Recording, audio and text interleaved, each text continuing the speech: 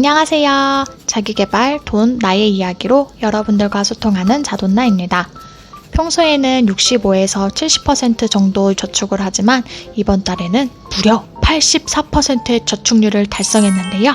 연애 그리고 결혼 생활하면서 절약하고 저축하며 원하는 1차 목표 금액을 모았고 그 목표를 달성하기 위해 이번 달에 84%의 저축을 했죠. 지출을 공개하면 수입이 얼마인지 타산이 나오기 때문에 직접적인 언급은 하지 않을 거예요. 하지만 이번 영상으로 어떤 마인드로 어떻게 돈을 모았는지 이야기해보려고 합니다. 저는 블로그 협찬도 없었고 그저 덜 쓰고 덜 벌면서 목표를 달성했습니다. 이번 달에는 갑작스런 보너스가 들어왔어요. 하지만 우리는 개의치 않았죠. 그냥 원래 소비하던 대로 했습니다. 보너스가 들어왔다고 해서 거창한 거 사거나 급작스러운 여행을 하며 돈을 쓰지 않았습니다. 그냥 수고했다라는 의미로 치킨 정도 사 먹었죠. 물론 기프티 스타로 3,000원 할인받아서요. 그래서 저축률이 높을 수 있었습니다. 드디어 치킨을 받았습니다. 니콘네콘에서 할인된 가격으로 쿠폰을 받았는데요. 그렇게 되면 쿠폰된 가격으로 현금 영수증을 할 수 있는 게 아니라 이 원래 재단가인 17,000원을 현금 영수증 해주더라고요. 그래서 저희는 현금 영수증까지 똑똑하게 챙겼습니다. 이제 이걸로 네이버 마이플레이스에 올려가지고 포인트 받아야지. 니꺼니꺼니. 어차피 먹을 거 좀 더 싸게 먹으면 맛있잖아요. 그치? 그렇죠. 원래 제일 맛있는 게 공짜인데 그래도 공짜 다음으로 싸게 먹는 거예요. 공짜 좋아하면 대머리 돼. 다들 힘이 빠졌어요. 저희는 맞벌이 부부입니다. 가끔은 요리하는 것도 뒷정리하는 것도 만사가 귀찮을 때가 많습니다. 하지만 우리는 서로 도와가며 집밥 해먹으며 식비 카테고리를 아꼈습니다. 이마트 트레이더스에서 대용량 고기를 구매해 냉동실에 얼려놓았고 필요할 때마다 해동해서 먹습니다.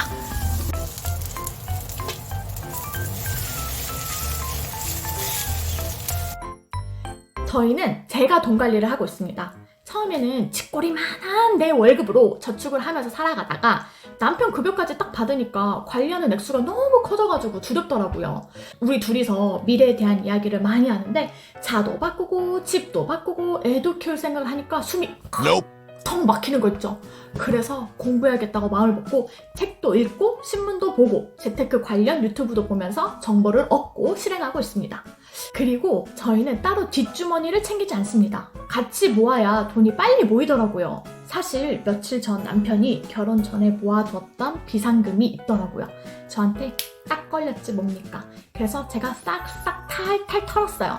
그래서 우리 오빠 아마 비상금 없을걸요? 대신에 필요한 거 사고 싶다든지 양가 집에 행사가 있을 때는 토 안 달고 섭섭지 않게 해주고 있습니다. 그래야 비상금 모을 이유를 만들지 않으니까요.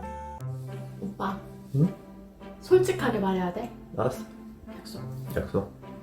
도장. 오빠, 응. 비상금 있어? 비상금 없어.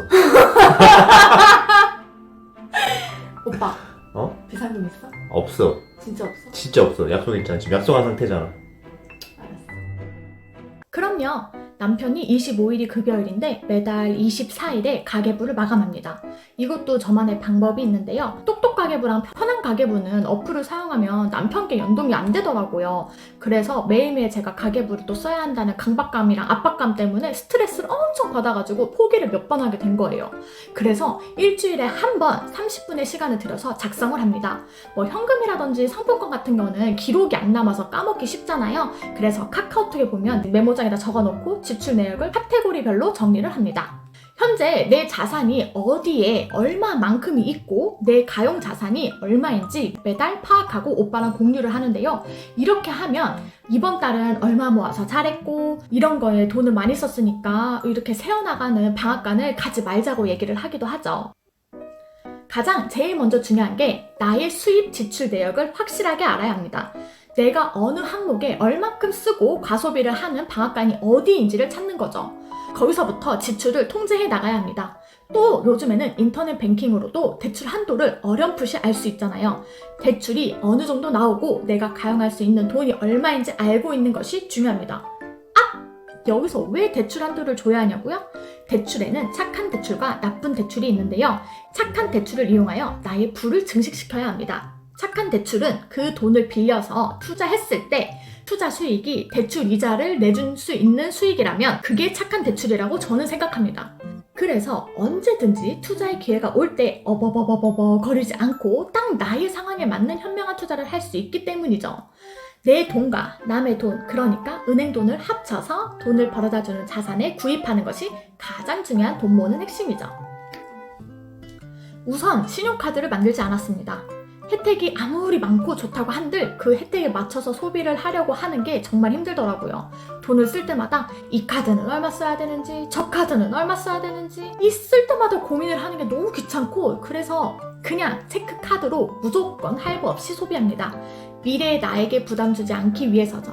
지금 당장 그 물건을 가지고 싶어서 할부로 구매한다는 것은 욕심이라고 생각했어요. 꼭 필요하다면 할부할 기간 동안 돈을 모으면서 생각하고 또 생각합니다.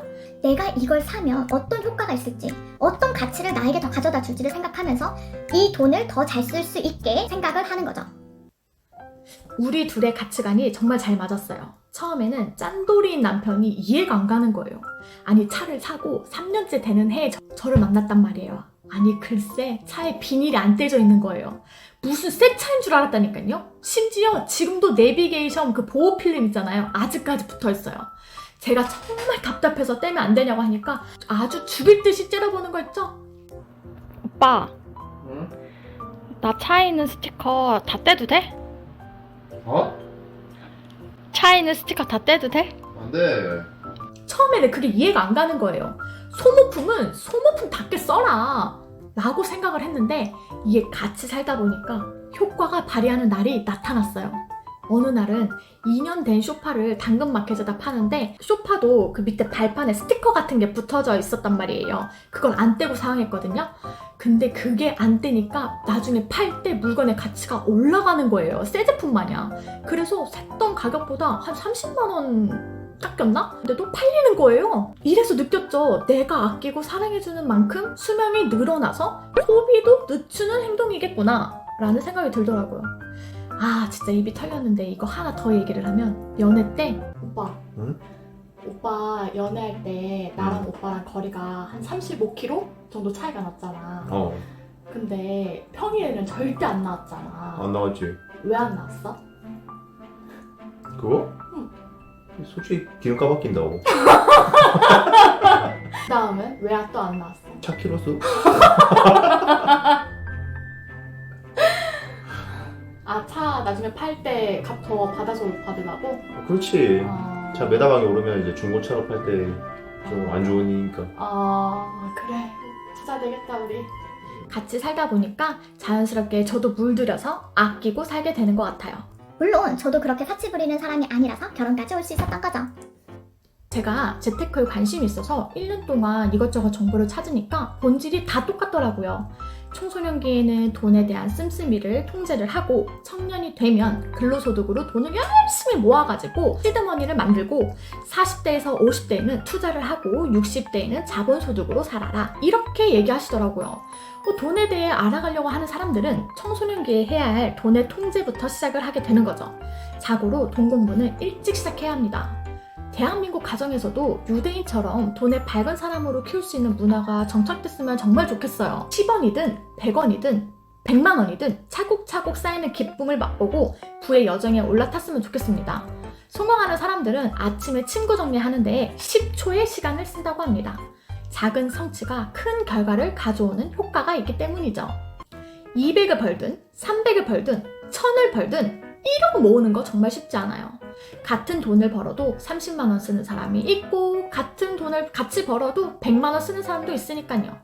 인생에는 자기만의 시간이 있습니다. 다 같은 날 태어나서 다 같은 날에 죽는 거 아니잖아요. 비교하지 말고 나만의 페이스에 맞춰서 나의 재무에 눈을 뜨는 게 가장 중요합니다. 비교의 늪에 빠지지 말고 카르페 디엠! 지금 이 순간을 충실하면 쨍! 하고 해 뜰 날이 올 겁니다. 오빠, 응, 걔 짠돌이 새끼로 살 거야. 그래, 열심히 돈 모아보자. 열심히 모아야지.